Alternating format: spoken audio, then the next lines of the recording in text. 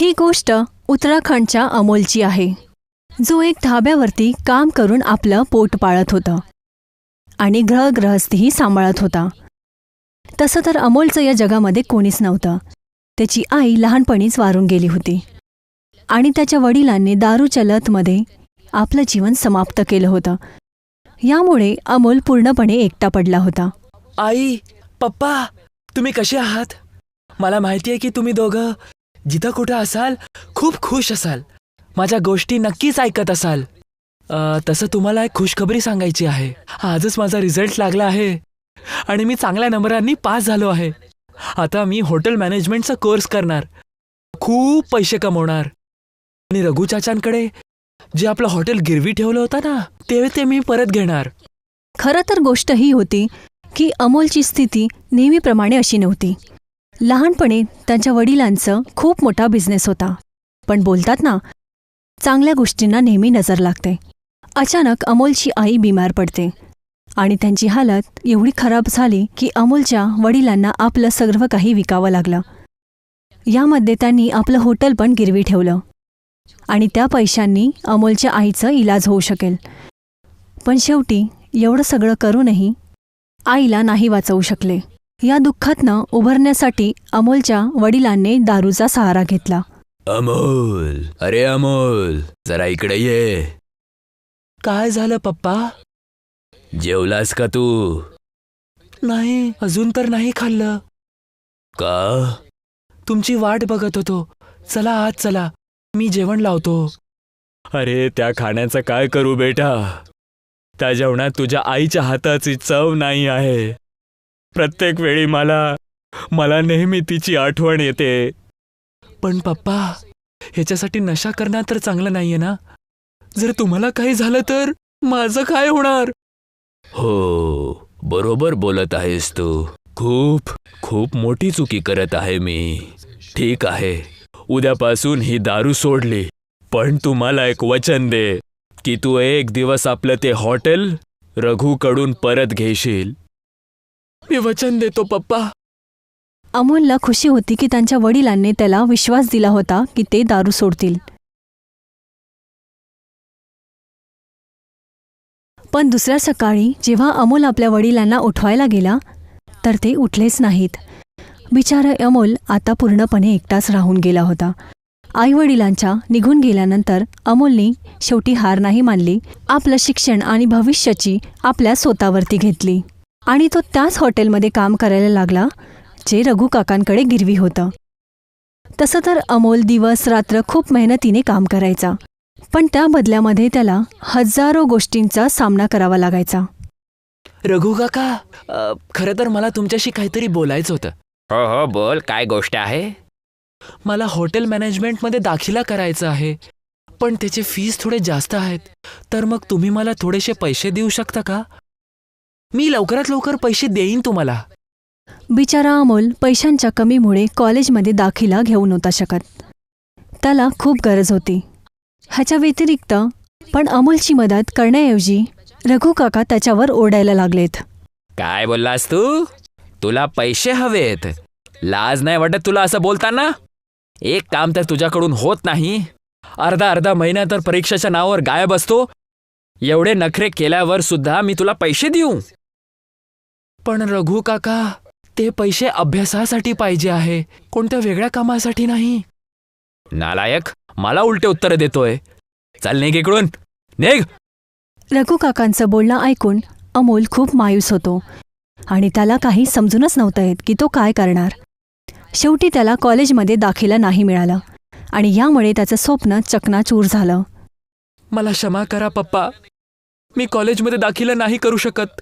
आता मी तुमचं स्वप्न कसं पूर्ण करणार? मला माफ करा, मला माफ करा. अंधकारमध्ये डुबलेला अमोल रडता रडता झोपून गेला. तेवढंच त्याला एक स्वप्न येतो. एक रोशनी त्याच्या डोळ्यावरती येते.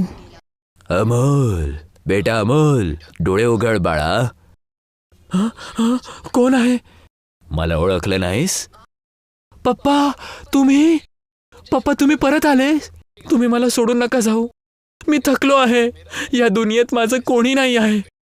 असं नको बोलू बेटा. ज्याचं या दुनियात कोणी नसतं त्याचा देव नेहमी असतो. आणि जेव्हा देव तुझ्या सोबत आहे तर हार कशाला मानायची. नाही नाही नाही आहे देव, जर असते तर माझं ॲडमिशन झालं असतं. असं नाही बोलत बेटा. देव जर एक रस्ता बंद करतो तर दुसरा नक्कीच उघडतो, पण त्याच्यासाठी तुला लागून राहायला लागेल. एक गोष्ट नेहमी लक्षात ठेव अमोल, आपल्याला वेळेच्या आधी आणि वेळेच्या नंतर काहीच नाही मिळत.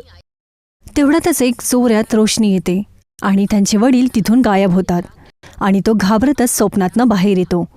पण तो आता नाराज नव्हता. त्याच्या चेहऱ्यावरती एक नवीनच चमक होती. त्याने आपल्या वडिलांच्या बोलण्यावरती लक्ष दिलं आणि या कठीणातनं बाहेर निघायचा विचार केला. दुसऱ्या दिवशी अमोल तयार होऊन रोजच्यासारखं हॉटेलमध्ये जातो. पण तिथे बघताच त्यांनी बघितलं की हॉटेलमध्ये खूप गर्दी होती. त्याला काहीच नाही समजलं की सर्वजण काम सोडून इथे का जमले आहेत.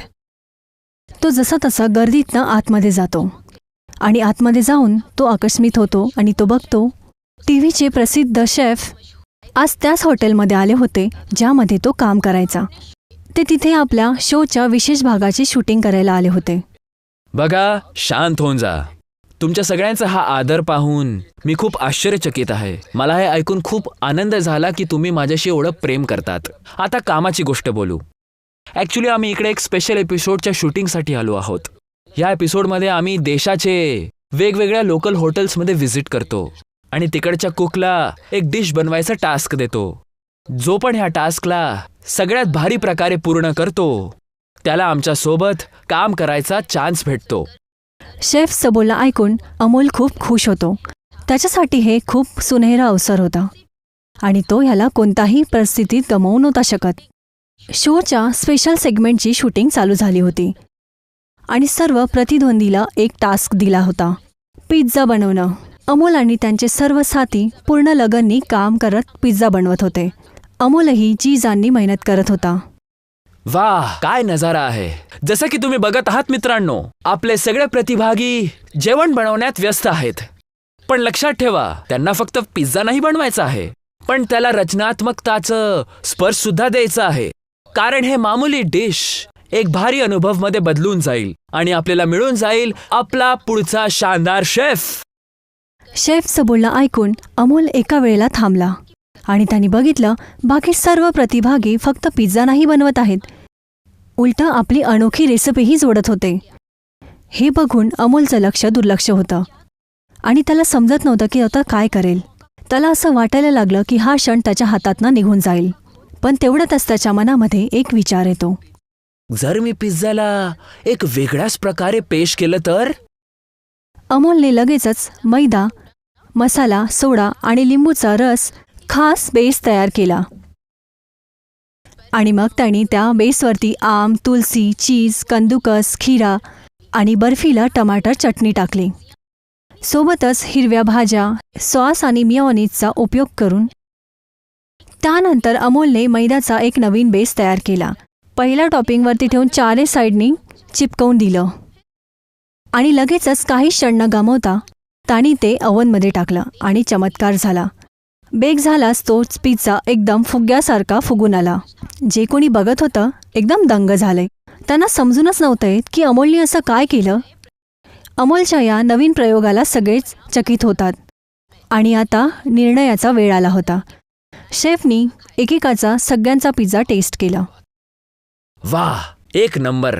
सगळ्यांनी पिझ्झा एक भारी अंदाजमध्ये बनवला आहे. मुकाबला जोरात आहे. आणि मग वेळ येते अमोलची. जेव्हा अमोलचा स्पेशल बलून पिझ्झा समोर येतो तर शेफचे डोळे एकदम उघडे राहतात. त्यांनी कधी असा फुललेला पिझ्झा नाही बघितला. जसंच त्या शेफनी अमोलनी बनवलेला पिझ्झा घेतला ते खूप उत्साहित होतात, जसं की हवेमध्ये उडायला लागलेत. त्या पिझ्झेचा स्वाद खरंच खूप लाजवाब होता. जसं की तुम्ही सगळ्यांनी पाहिलं, या प्रतियोगिताचे विजेता आहेत अमोल आणि अमोलला भेटता आहे आमच्याशी काम करायचा एक चांगला चान्स. अमोलनी शेवटीच बाजी मारली होती. तो या स्पेशल सेगमेंटचा विजेता बनला होता. आता त्याला मशहूर शेफच्या सोबत काम करण्याचा मौका मिळाला होता. जरी तो कॉलेज नाही जाऊ शकला, पण तो आज अशा व्यक्तीसोबत होता जो स्वतः एक मोठी हस्ती होती आणि ज्याच्या संगतमध्ये अमोल खूप काही शिकू शकत होता.